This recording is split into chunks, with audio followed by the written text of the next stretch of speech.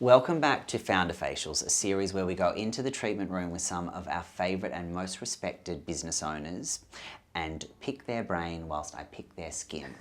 Founder Facials brings together like-minded founders who share a common goal in innovation, disruption, but most importantly, looking after our customers. Today we are joined by Em Nolan, and I'm actually wearing an Em Nolan original that I picked up at your most recent sale. Yes, my pop-up. And you did this wonderful event where you brought together a whole lot of different brands and business owners and had this fantastic night, and I did not want to leave. I was having so much fun. The energy was just incredible, and more testament to you about how what you're doing is so much more than just fashion, right? Thanks, Jay. From my perspective, it was just a fabulous experience, which is not at all a departure from your atelier. You know, you are selling beautiful clothes and beautiful garments, but it is surrounded by not a typical store, No. not a typical shop front. I mean, it's actually where you live. Yes, it's sort of like my brain's vomited on the walls or something. I couldn't have said that better myself. It's absolutely true. So for anyone that hasn't had the privilege of meeting you yet or being dressed by you, how do you describe what it is that you do and what makes you special? So Nolan is made-to-measure tailors. So I've got sort of two arms of the business. I've got the made-to-measure, which is custom jackets, trousers, suiting. And I make for women, trans men, non-binary and queer folk. The ready-to-wear arm of the business is a product range of sort of knitwear, shirting, t-shirts, things to pair back with jackets, trousers and your suit. And those garments have been made sort of from the conversations that I was having with my clients in the dressing room, which is like where I operate, which is my home as well. And I think the main sort of thing that, I don't know, makes us a bit different to everybody else, I suppose, is I've always wanted to create a space that allows people to come in and choose or allow themselves to sort of be involved in that creative process, as well as the distribution or the way that someone can come and get a garment is by coming to visit me at my home. And that's always been really important to me, to have a work, home, creative space, not really much of a life balance, but The state of where your business is, you're very happy to intertwine your personal and your professional life. The ready-to-wear is also a very clever way to go, because not everyone wants to wait for a garment to be constructed. I mean, so many people want a bit of you now. Totally, and also things like a shirt or a piece of knitwear, like the same way that everyone has clothing that they would like to fit them differently, the shirting going from a size 4 to a size 22 allows, say, a bustier client to also be able to size up or size down depending on how they would like it to feel against their skin. What I'm probably most proud of is that size offering, as well as the ability to meet such amazing people when they come in. And that can be anything from a pair of trousers for work, pair of slacks for the weekend, event wear, wedding suits. That was mainly born from my friends and I either feeling sort of uncomfortable in bricks and mortar stores or your high street shopping, and just a lack of diversity within that size curve. And when you talk about being a atelier that is very inclusive, is that something that was a strong ambition for you moving in to being your own boss, or is that something that developed as people started to gravitate towards your silhouettes and your approach to business? I think I wasn't really sure who was going to be attracted to the brand when I first started, but I know that I resonate with the feeling of getting dressed is such a joy. It's like child's play. And when you can't have access to those garments, that is like everyone knows what it's like to feel ostracised or feel small.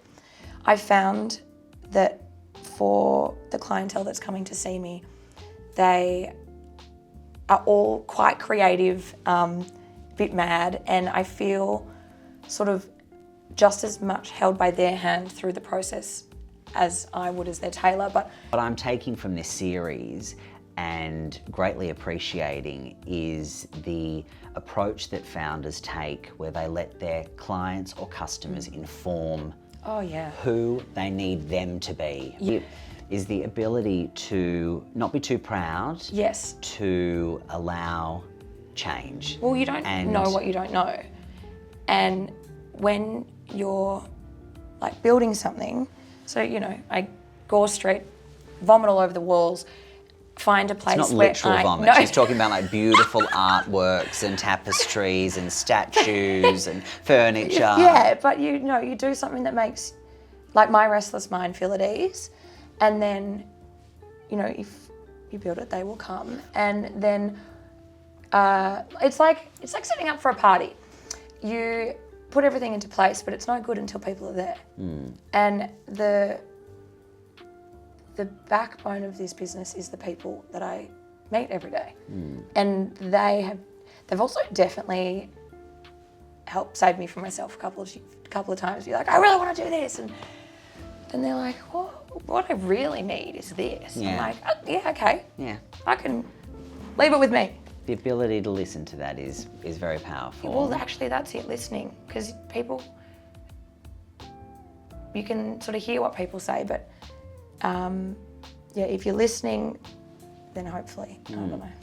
And you touched on your environment at work and how important it is for you, and I appreciate that because, you know, I love filling this space with beautiful things. That's so and it's actually not strictly for the people that walk through, and I love the way they respond to it and how they will notice things at different moments. People that have been coming in for years are like, when did you put that there? I'm like, that has been there long before you.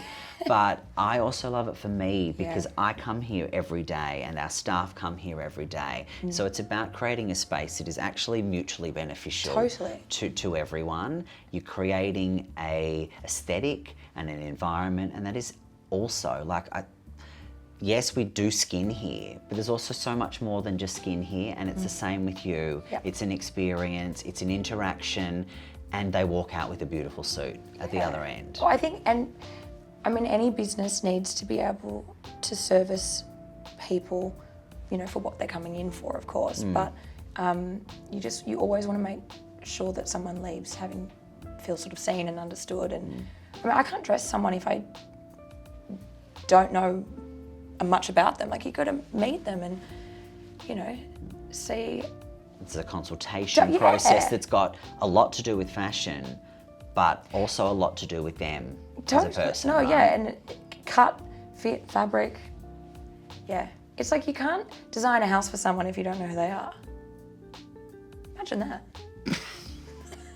Imagine you designing a house. Oh, I've got so many ideas. No, thank you. There'd be like things sticking out everywhere and like...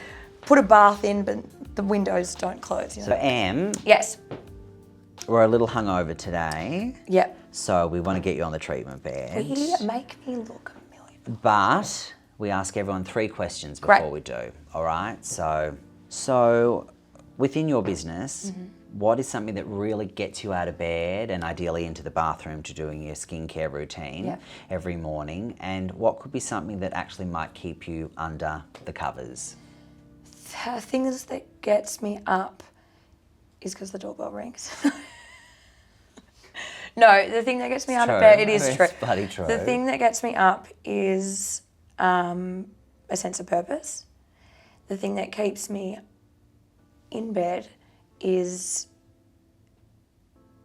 like paralysing anxiety that I won't be able to tackle the day. I don't know. And how do you overcome that?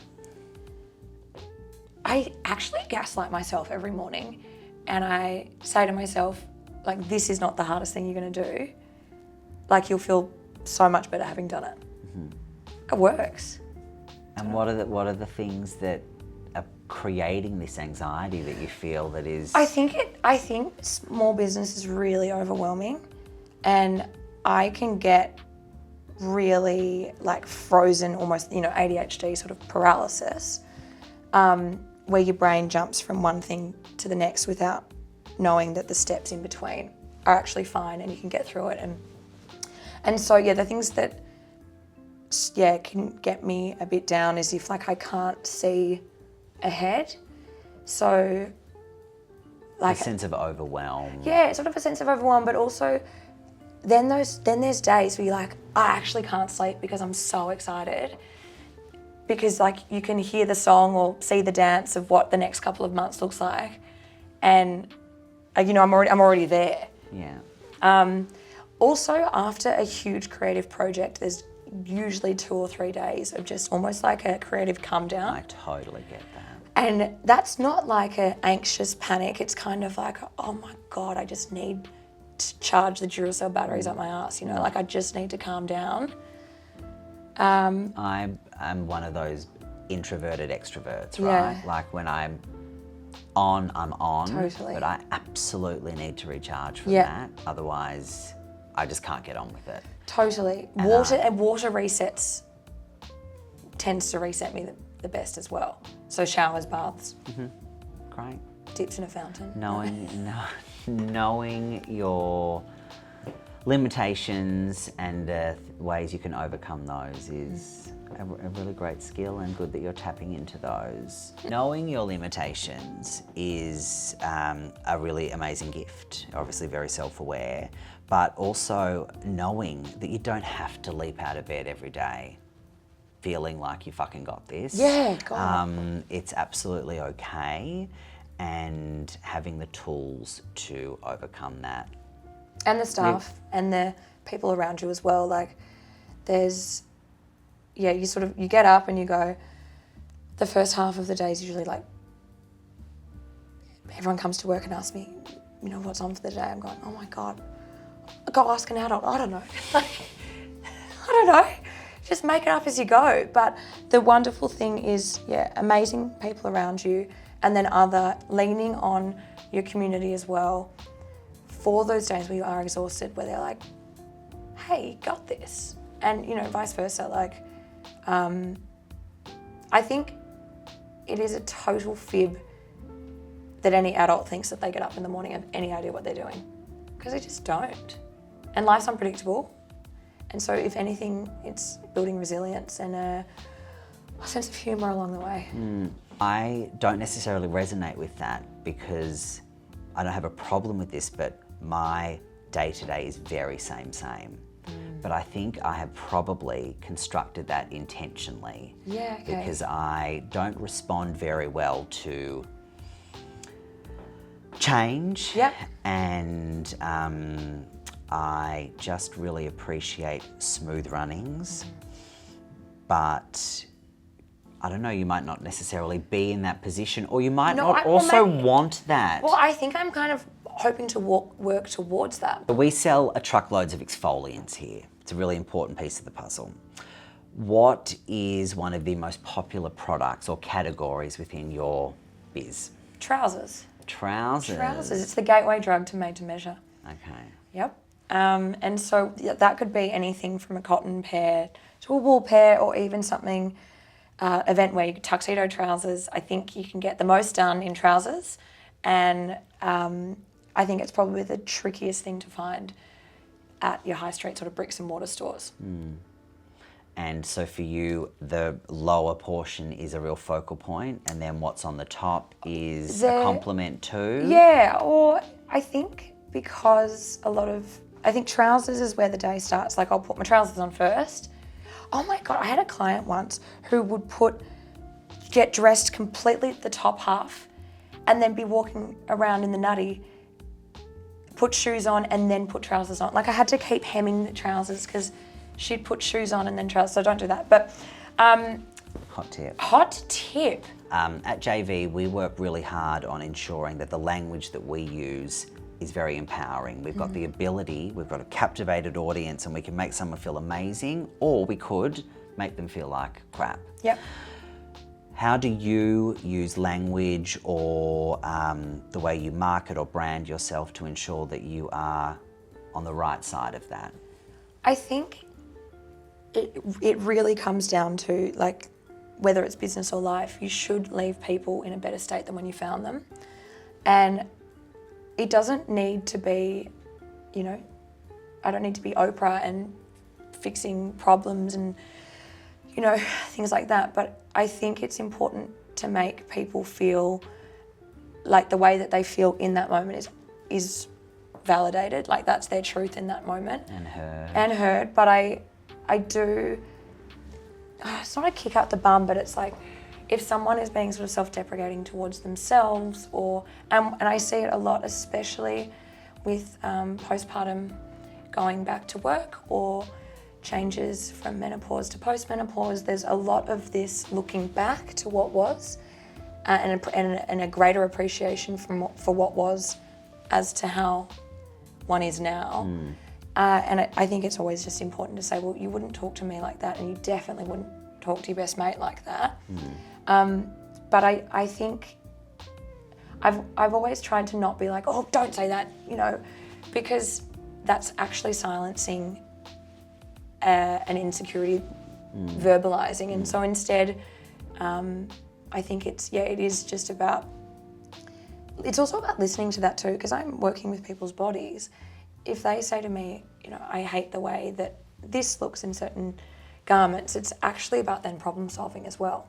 And I imagine it's the same, you know, someone comes in and they go, I hate I hate how dry my skin is. Or I know that might not be the best example, but it's about going, okay, I hear you, and let's figure it out. Well, people come to us people come to us, they're most vulnerable often, right? And the care and attention we need to give them is heavily related to skin or heavily related to fashion, but it's also an opportunity to uplift them and empower them and to consider themselves as a whole, as opposed to a big booty, some melasma, like, you know, there is much more to them than just those things. Totally. And their friends don't always tell them, or they might not express those things to them. So I do believe that we're in a position of power to be able to have a greater impact than just the clothes and just the skin. You just want to G someone up. Like, clothing and, you know, your morning and night routine. I mean, they're both routines, right? You get up in the morning, you get dressed, you do your skin. Same when you sort of take your garments off and your skincare, makeup off at the end of the day. Like, those are very private moments that a client has with themselves. If we can somehow make those two rituals less stressful, that's pretty good. Changing lives, saving the world, one garment at a time. One garment, one paw at a time. Yep. Speaking of paws, shall we? We shall. Let's go. Okay. Wow! You hate this, don't you? No, I love it. No, I know you love it. So has there been an outfit that has just like rocked your world that you've seen? It's been so inspirational and have gone, fuck, I wish I designed that. Yes. So pretty much everything that Jenna Lyons wears, just in denim, tuxedo jackets, and then like big fuck off pearls. Oh. And like a expensive blouse. Yeah. Yeah. High-low. Hello. Hello. No, high-low. You know, there's that sort of seamless nature in the way that you teach me all about my skin that I know nothing about. There's very little time in the day where you sit without doom scrolling or without checking your emails or whatever, and you always are like a mirror. You ask, at least me anyway, questions that maybe I haven't always wanted to think about, but every time I've left, I've always, like, you make me check myself, which I think is important. Just like the smoking.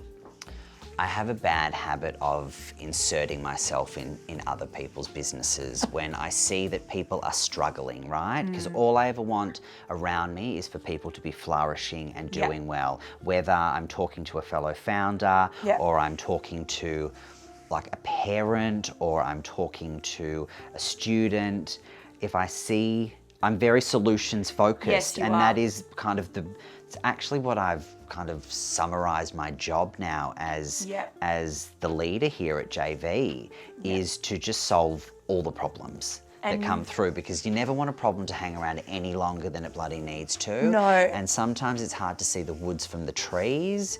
And so I greatly appreciate that you listen. No, but it's important. And that you don't think I'm overstepping. No, never overstepping. I think, especially like the last time that I came in, I was so exhausted, and you would probably see it from my skin too.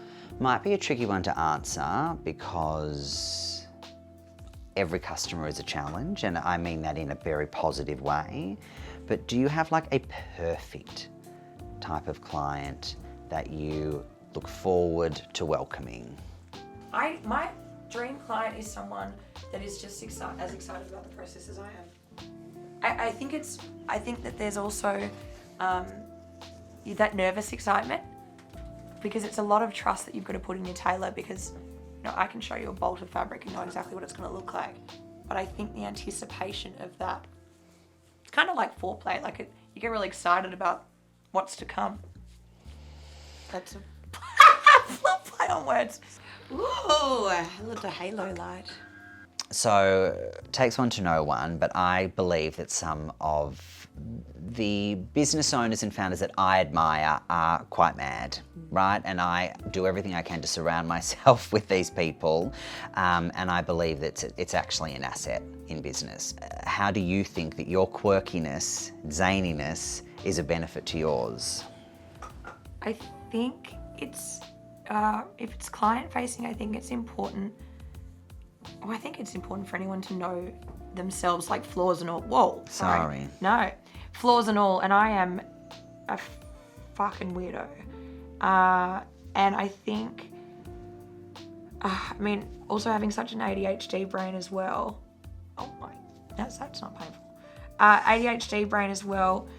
Like I'm a big risk taker, and you sort of figure it out as you go.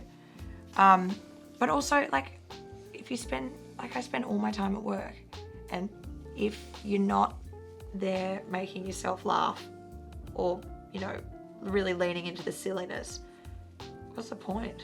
It's embracing who you are. Well, you can't, like, if you're like a... And there is no denying that you are the face of your brand and that you are an inspiration to your customers. You have a very strong aesthetic, and that is an evolution of your weirdness.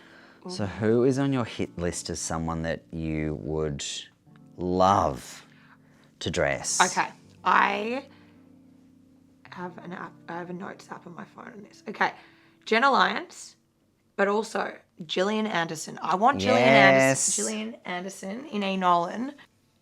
I really want to make Jenna Lyons a tuxedo. And how are we going to make that happen? I'm going to make it happen. I don't know how. I'm going to send some emails out. Maybe my friend Kate Blanchett can help, because I've made Kate Blanchett a suit, and that was amazing. Wow. That feels like a weird thing to say, doesn't it? Well, no, but it's the truth. So but you make it happen, right? Yeah, like it's not happening on its own. No. I'm a big believer in manifestation, but I also, there's a few different types of manifestation. One type is that you just think about it and then it will happen. I think I'm delusional. Manifestation to me is think about it, make it happen. Yeah. I'm deluded enough, I think, to be like, yep, that's what I want. Once I fully know that that's what I want, you just chip away at it.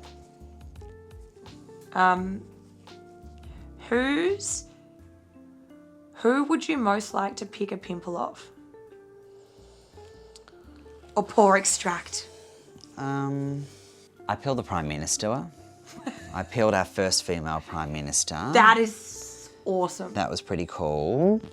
I truthfully have no ambition to look after anyone in particular. I think that one of the things that we love about JV is that we have incredible people that come from all different walks of life. What we love doing is working with extremely accomplished people that tell us very interesting stories. And this is not in the celebrity world. Yeah. You know, this is just in their own worlds. They're doing extraordinary things, having great impact, and they're the sorts of people that we love.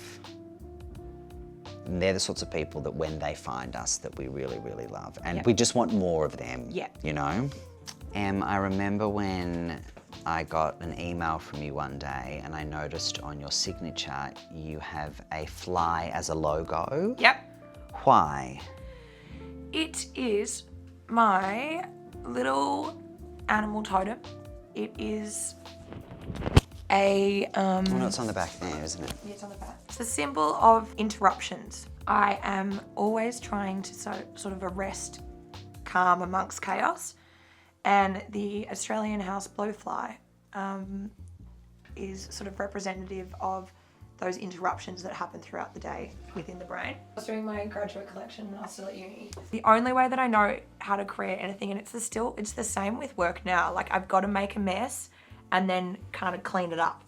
And I'd made this huge collage. You sort of stand above it, play God, see what happens, see what sort of jumps out in those moments. There was this photo that I'd taken of an ex-boyfriend and he was covered in flies. And then I really locked onto them. Like, I'm obsessed with them. I think the colour, these fugly little gorgeous things, the colouring of them, like, it's all very jewel toned. And obviously they're very telling. They are telling. The flies know. The flies know. You've touched on it 3 times, your ADHD brain. Are we diagnosed with ADHD, bit of self-prescription, or we're just... Diagnosed. You're diagnosed. Medicated. Therapied. Yeah. It's actually been a big year. It's been kind of the year that I am unlearning and relearning a lot of different things about myself. And it's great relief. It's also, there's a bit of grief attached with the diagnosis too, because it's always kind of diagnosed later in women. But yeah, it's good. I'm getting to know myself a little bit better. I got diagnosed this out of last year. Fantastic. And I know what you mean, like how frustrating that it wasn't understood when you were younger, probably when you really needed that support. Yeah. But one of the most liberating things about going through the process was when my psychiatrist told me, you have achieved what you've achieved because of your ADHD. Yeah, it's a superpower. It's your charisma, it's why people are drawn to you, it's why you have built what you've built, and it is nothing to be ashamed of, Totally. nothing to be frightened of. And not the whole world, but a big part of the world all of a sudden made a lot more sense. Oh, I know. And I remember telling my father, who's a doctor, I said, I think I've got ADHD. And he said, well, so do I. Who cares? And I said to him, I care a lot, like this might not be something that's important to you to understand better. And my father could certainly understand a few things better about his temperament and personality. But for me, I really, really have enjoyed this journey because something didn't feel quite right. Yep. And I've tried the medication and I didn't like it. It doesn't work for me, but just having this understanding now of some limitations and why I respond so dramatically and so aggressively sometimes to things. It's actually out of my control, but being able to now recover from it a lot quicker is a great thing. And I think as well, the understanding of it, it definitely makes me feel like less of a broken adult. Like, I'm so bad at doing my washing and my cleaning and sometimes getting my ducks in a row. Yeah, it just makes you feel like there are things that I can do really well and it's okay to be not so good at other things. It doesn't make me a broken adult or like a... I think laziness is the traumatic word that would fuck me up a little bit when I was younger. It's like, no, I'm overwhelmed. I'm not lazy, you know? So staying on the fly theme, if you could be a fly on the wall in a room, listening to a conversation, Yeah. who'd be in the room? I would love to just listen to Paul Rudd and Jason Segel just like after they've had like 6 beers, maybe half a joint. Like I think it would just be the funniest thing. As I would just get the giggles. I also feel like I just want to speak to Phoebe Waller-Bridge. Or Julia Louise-Dreyfus. Oh my God, you are Phoebe Waller-Bridge. Thank you. Oh my God, I didn't even think about it until then. Yeah, it's big Fleabag energy. You look like her. Fuck me up the ass. You are. You're as funny as her. Wow, you actually are her. I'm friends with Phoebe Waller-Bridge. Liza Minnelli, Phoebe Waller-Bridge, Jenna Lyons sit and have bowls of cereal. That's what I want to watch. Be a fly on the wall for. I believe that you don't succeed in business without stress, overwhelm, but a truckload of hard work and dedication. I'm a big fan of self-care. I believe that we need to do it in order for us to be able to care for others. What self-care philosophies do you have? Bath. Bath? Gorgeous. And I get very overstimulated with sound and light. And so just get rid of all of that. So bath, and then I need to be watching something that I already know. So like I'll rewatch shows. So and so then I will do skin, and I'm a big teeth flosser. I think that's very important. You've got great teeth. Thank you. What Yeah, you got also great teeth. Thank you. Wonderful smile. And then weird, I don't even know if this is a self-care thing, but like cleaning my car. I don't know if I like clean my car, I feel great. I know it's got nothing to do with my skincare, but that's it. Clean car. Clean car. Clean life. Yeah. And I weirdly like get quite obsessive for like plucking my individual eyebrow hairs. Is that weird to say? No, it's fine. Like, there's no wrong answers except that one, maybe. Yeah. No. No. Just kidding. Sleep. I need more sleep, but I drink lots of water and I have my skincare routine from you, which I live by. But I don't share your love of baths. I love baths. I love pouring a bath, and I get in it and I go, okay, I'm bored now, and I get out about 30 seconds later. Oh, I love it. I just can't sit still. Yeah, but that's why you got to watch something that you already know in the bath. In the bath. Yeah, computer next to the bath, and then skincare, exfoliating, washing my hair. I'm not just sitting there. It's a whole ritual, okay. Yeah, I don't know. Do people, can I actually just... Yeah. I know we didn't talk too much about your skin specifically today, Yes. but is there something that I have taught you about your skin that you didn't know before? Sunscreen, quitting smoking. And I ignorantly thought, because I had sort of T-zone oilier complexion, that I shouldn't be moisturising as much, and you've always made sure that I've done that. It's great. And that is because the skin will always be trying to balance itself out. And if you're forgoing the T-zone area with hydration, it's just going to respond by making more of the sticky oil that we don't want to be there to begin with. So by giving it just a light veil of hydration, you're actually saying to the skin, you don't need to be that oily. You don't need to get congested. Yeah, it made such a difference. So thanks for listening. Oh, always. I don't listen to many people. And thanks for coming. Thank you very much for having and me. being so open and honest with us. And I'll miss see you already. I'll see you when I'm looking at you.